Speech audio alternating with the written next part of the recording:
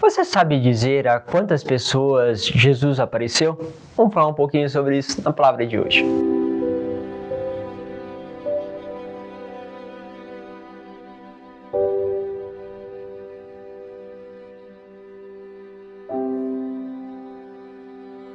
Em nome do Pai, do Filho e do Espírito Santo. Amém. Bom, quero falar um pouquinho com vocês sobre as aparições, né? Hoje as aparições continuam a acontecer através da vida dos santos, o que nós chamamos de revelação particular. Também essas aparições aconteciam no começo, aonde o Senhor se revelava. Existe uma diferença entre elas, vamos falar um pouquinho sobre isso na palavra de hoje. Quero pegar com vocês a palavra que está na primeira carta de São Paulo aos Coríntios, capítulo 15, do versículo 1 ao 8. Irmãos, quero lembrar-vos o evangelho que vos preguei e que recebeste, na qual estáis firmes.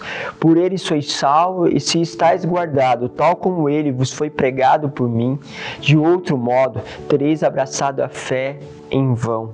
Com efeito, transmiti-vos em primeiro lugar aquilo que eu mesmo tinha recebido, a saber, que Cristo morreu por nossos pecados, segundo a Escritura, e que foi sepultado, e ao terceiro dia ressuscitou, segundo as Escrituras, e que apareceu a Cefas, e depois aos 12. Mais tarde apareceu a mais de 500 irmãos de uma vez. É uma informação interessante. A gente não tinha dimensão, né, que isso possa acontecer. Que há uma aparição aqui para 500 pessoas, que o Senhor se revela de uma só vez. Destes, a maioria ainda vive e alguns já morreram, ou seja, testemunham ainda, né, de forma verbal, ou seja, passam isso ainda para suas gerações, porque realmente foram agraciados por este dom, por essa graça, né? Nós estamos falando aqui provavelmente do ano entre 70 a 90, né? Então nós estamos falando aí 30, 40 anos, né, depois da morte de Jesus. Isso significa que muitas pessoas ainda estavam vivas. Se a aparição vem logo depois, né, vamos supor que veio no mesmo período ali que veio com dos apóstolos, logo em seguida, então foi no ano de 33 a 36 mais ou menos, então nós temos aí esse tempo de 35 a 40, 50 anos, vamos dizer assim. Depois, se a pessoa estava ali com seus 20, 30 anos, são pessoas que estavam por volta aí dos seus 70, 80 anos.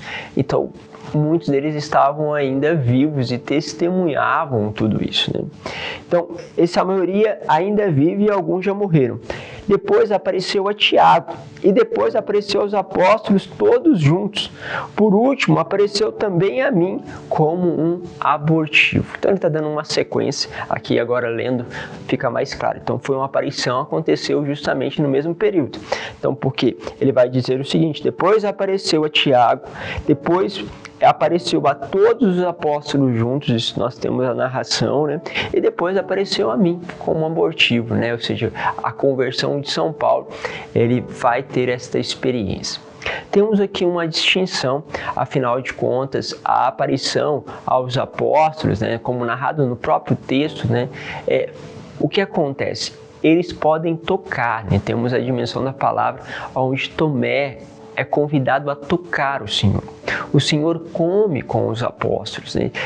Come com ele ali na beira do mar de Tiberíades e assim por diante. Ou seja, era perceptível, né, o seu corpo e era possível tocar o seu corpo. Alguns santos vão receber essa revelação de Deus também. Porém, é uma revelação da qual eles não tocam o corpo de Cristo, mas conseguem vê-lo com clareza e assim também dele receber algo, receber um ensinamento, receber algo a ser revelado. O que distingue tal situação das outras? Bom, além desse fato mais concreto da presença de Jesus, é que a revelação que foi dada aos apóstolos, ela fecha a Escritura. Ou seja, aquilo que Deus quis anunciar está na palavra. A revelação foi nos dada, então, por completo.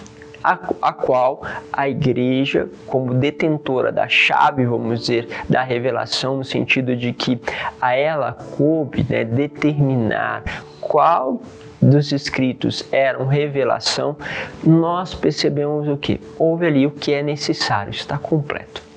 Tudo que depois aparece, embora tenha seu significado, aquilo que é, por exemplo, todo o caminho do Sagrado Coração de Jesus, né? Santa Gertrude, Santa Margarida de Alacoque, depois Santa Faustina, tantos santos que vão tocar essa dimensão, tem a sua importância, não alteram o conteúdo justamente da revelação. E se você não quiser ler este conteúdo, saber deste conteúdo, embora lógico tem toda a sua riqueza, isso não atrapalha, isso não tira toda a capacidade que Deus já lhe deu de reconhecer a verdade. A verdade está aqui, já está na palavra de Deus. Então, isso é a distinção. Por isso, toda revelação particular, ela não precisa ser, vamos dizer assim, um ato de fé. Ou seja, eu não preciso acreditar naquela revelação particular. Embora, como eu disse, tenha muita importância, né, principalmente para aproximarmos da intimidade com Deus, elas não precisam que você acredite nelas. Porque foi justamente algo dado a um particular, a uma pessoa. Embora, lógico, se espalhe muitas vezes, a revelação, por exemplo, dada a Santa Faustina, que espalha justamente a dimensão da misericórdia, que vai entrar justamente neste dom, nesse significado, não é necessário você acreditar nela para justamente dar os passos que te levam à salvação. Entende? Então, isso é a distinção. E podemos nós, na nossa caminhada, também termos pequenos dons, graças, consolações de Deus, onde nós podemos ver, tocar, sentir, visualizar de uma forma espiritual também a sua presença. Isso nada deve, vamos dizer assim, ser a base da sua fé, ok? Mas como um dom, como uma consolação de Deus que vem nos ensinar. Assim, o Senhor faz as suas aparições, as aparições que vão continuar sendo como aparições particulares. Por isso, sempre tenha a tua fé enraizada justamente na palavra. Olhe sim para os dons, né, deixados por Deus através da vida dos santos, mas sem dúvida, com a base fixa na Escritura, naquilo que é a tradição da igreja, que está também no seu magistério, naqueles que nos conduz. Pense um pouquinho sobre isso e que Deus vos abençoe, Pai, Filho e Espírito Santo. Amém.